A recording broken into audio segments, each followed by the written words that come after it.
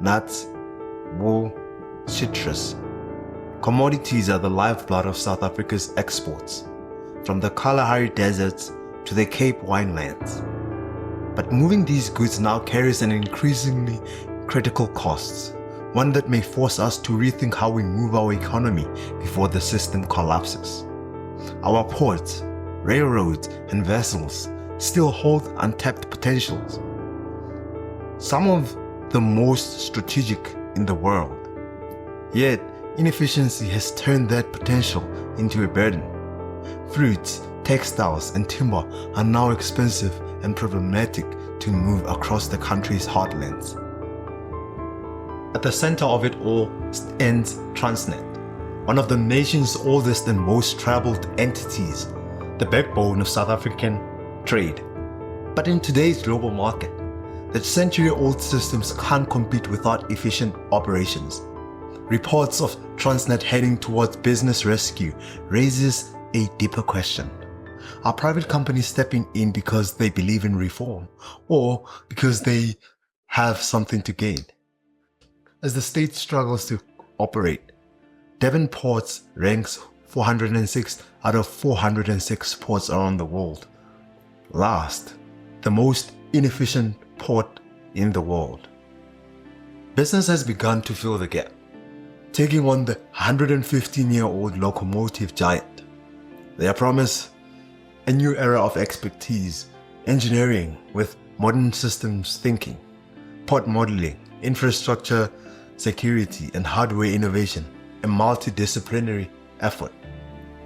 Whether this marks true democratization of South Africa's logistics industry, or just another reshuffling of power, remains to be seen. Goods need to be moved. To take this giant leap, we need to understand just how much agriculture is losing and what is costing the country, both in rands and in volumes.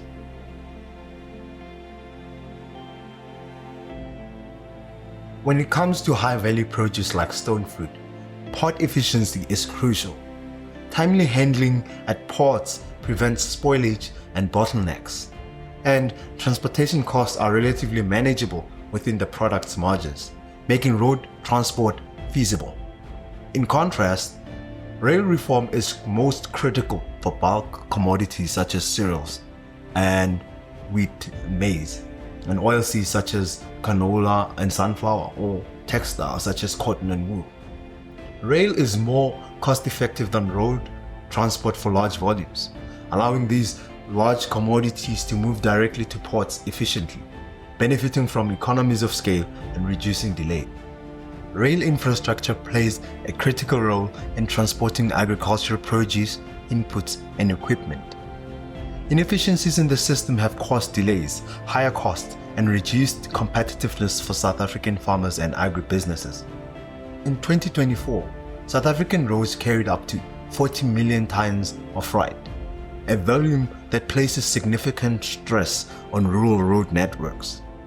Shifting even a portion of this load onto road, not only within the agricultural sector, but across other industries, would help preserve rural roads. This would allow high-value produce such as fruits, which are lighter and less bulkier than grains, to move efficiently to ports. With South Africa's extensive rail corridors, transporting such massive volumes solely by road is inexcusable. South Africa has 5 major rail corridors, the largest being the coal line from Witbank in Mpumalanga to the Richards Bay coal terminal. Despite its global significance as one of the world's busiest bulk lines, it suffers from aging infrastructure, theft, and vandalism, all of which have reduced throughput. Rail infrastructure in South Africa is organized into 4 tiers. We have corridors, which are the main lines. We have the core rail networks and the feeder network. Then we have short lines. Corridors and main lines link agriculture, industry, and mining hubs to ports.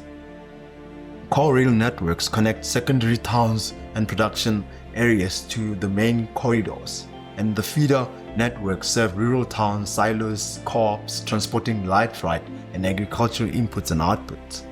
Short lines provide direct connections to farms, factories, and sugar mills. to agriculture, the Cape Corridor, the fourth largest in the country, is especially important. It transports lime, malt, barley, grain, fertilizer, wheat, and maize, and many other crops. The corridor stretches from Warrington in the northeast to Cape Town in the south, and from Hotersville in the northwest to Gqeberha in the southeast. Branch lines such as Belleville to Bitterfontein, the R to Appington, and parts of the Bloemfontein to East London, and Bloemfontein to Gqeberha routes expand its reach. Its inland terminal in Belleville connects to the port of Cape Town through a container rail shuttle service. Transnet's failure to efficiently move goods from farms to markets leads not only to financial losses, but it disrupts the supply chain. Producers may not receive essential inputs in time, reducing productivity and increasing food prices for consumers. According to Gaines, 85 million tons of South Africa's agricultural produce worth 81 billion were transported in 2024. Professor Havinger highlights that 51% of agricultural GDP is affected by transport logistics and inefficiencies. He also notes that heavy freight causes vastly more road damage than passenger vehicles, and rural roads are not designed for such loads, making it difficult for farmers, especially emerging farmers, to bring their produce to market.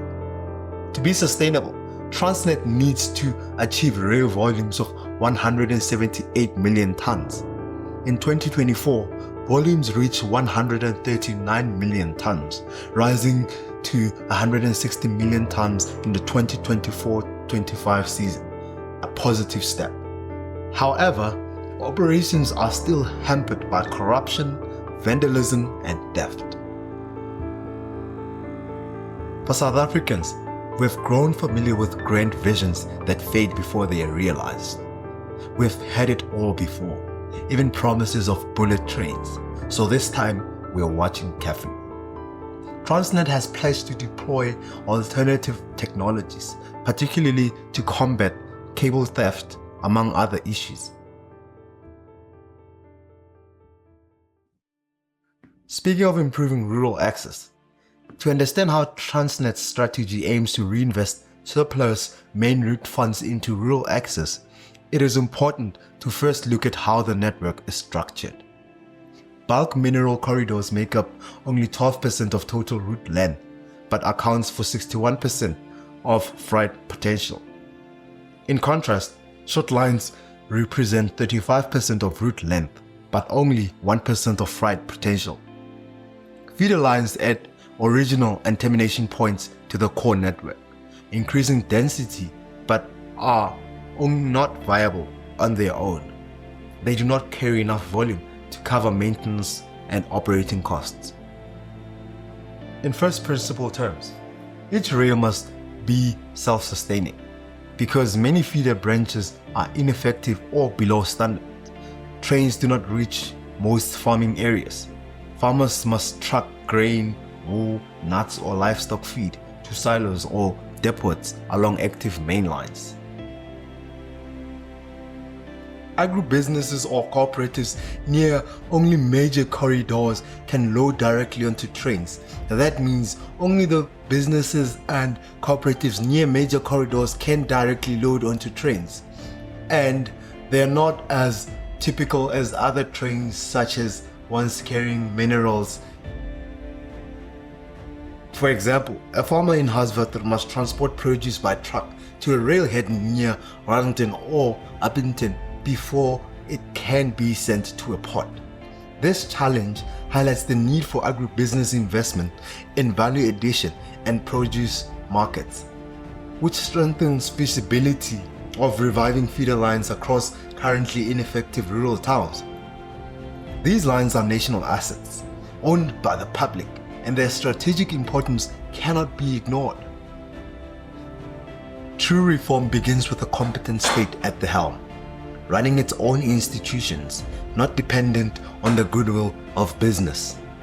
The objective helps prevent congestion on main lines and avoids competition with mining or other goods, especially during peak agricultural periods such as harvests and planting seasons, when inputs like seeds, fertilizer, lime, and equipment must be moved efficiently. Most South African farmers lack in-farm storage and rely on cooperatives and fresh produce markets. During peak seasons, rail can help transport commodities when local silos are full, freeing up storage for producers and improving markets for local farmers. This system also encourages producers and cooperatives to commit to larger contracts and orders for perishable goods, including fruits, vegetables, and supporting a more efficient and resilient agricultural value chain.